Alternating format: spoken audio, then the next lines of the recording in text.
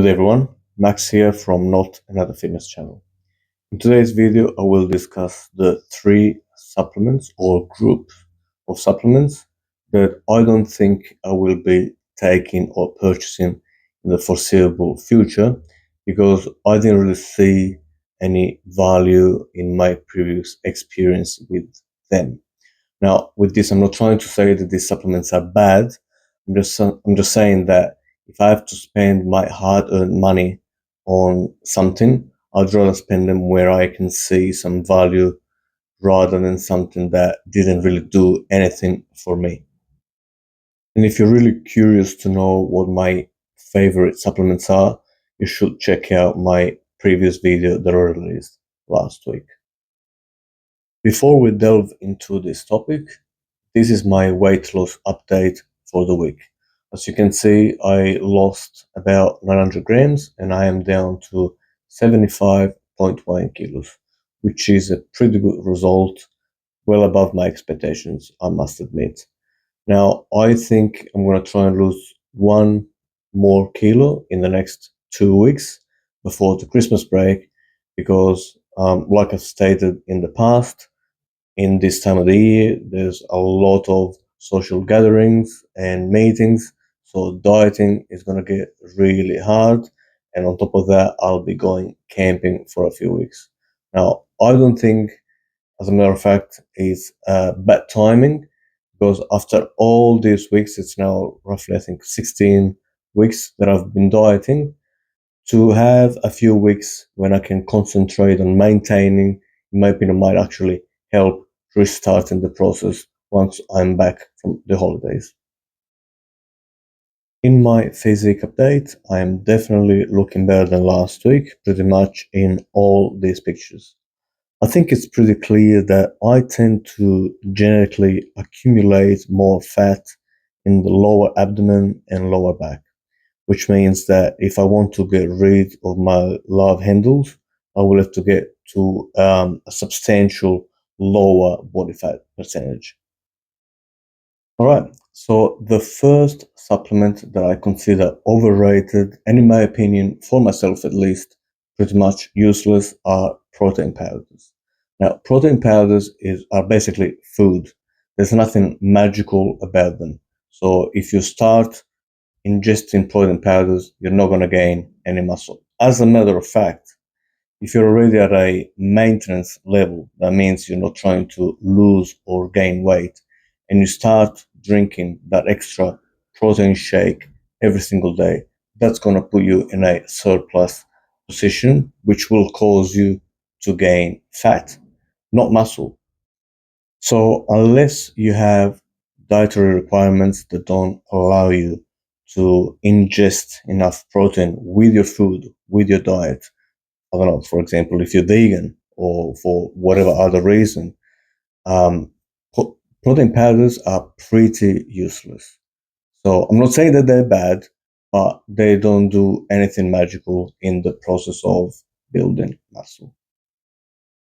Second supplement that I consider overrated is pre-workout. Now, hear me out before you start jumping up and down, because I know that a lot of people, including many of my friends, swear by this product. I am talking about my personal experience with it, like I stated at the beginning of the video. And in my case, I didn't have a great experience with this product, and I will now explain you why. So I tried a few different types of pre-workout, steam and non-steam. And the first thing that you have to think about is this. If you expect to drink a pre-workout and turn into the Hulk, you're going to get very disappointed. Then obviously, like in everything, there is good and bad product. So for example, if I have to pick one that actually did something to me, is a product that I believe is called Recon 1 Total War. Now, this is a pre-workout that actually did work. It did give me a little extra boost. But what I didn't like is that after 2 or 3 weeks of using this product, I had already built up a little tolerance to it. So I didn't really feel it as much as I did the first or second week. Now, for this reason, I stopped using it completely, and I now just prefer to take a shot of coffee, not even every time I go to the gym, perhaps just on leg day or back day. And this is what I've been doing for the past now at least 18 months. The third and final supplement is not actually a single supplement, but it is a group of supplements that I will refer to as magic herbs and spices, and are Tonga Ali, Fadoja, Agrestis, and Turkesterone. Now, I know you're thinking, upon hearing Turkesterone, you're thinking Greg Doucette's product straight away. But this is not a critique of his product. As a matter of fact, I have never tried any of his stuff. I think he calls it Turplex or Turk Platinum. But this is a critique of the product in general, Turkesterone, Fadoja Agrestis, and Tonga Ali in general. These herbs, these supplements, were all the rage online after Dr. Andrew Huberman had sung the praises on John Rogan's podcast and numerous other podcasts, including his own. And now I don't know if Andrew Huberman has a vested interest. I don't know if he makes any money out of this, but personally, I tried these three products and I purchased a few bottles online from Amazon, as a matter of fact, a brand that's called Bebefen. I don't know how to pronounce it. I don't know if I'm pronouncing it correctly. It's Bebefen.